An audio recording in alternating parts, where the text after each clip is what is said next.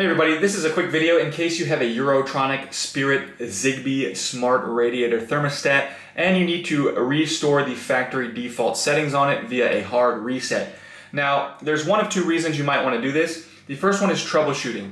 If you're having any issues with this thermostat not working properly, not connecting or pairing with your devices, if it's not following the configurations you set for it, if it seems to be frozen or not responding, a hard reset can fix a lot of these issues.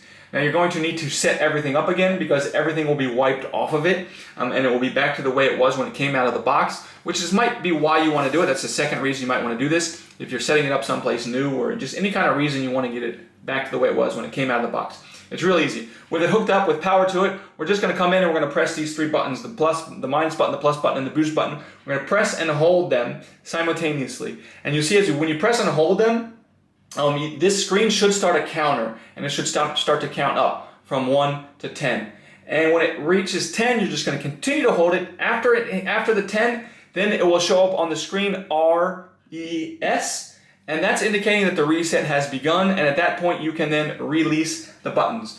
And then you're just going to wait a little while, and you'll see it will move to the mounting position, and it will show up PRP on here, showing that it has been reset to the factory default settings. And then you can set this up again as a new device.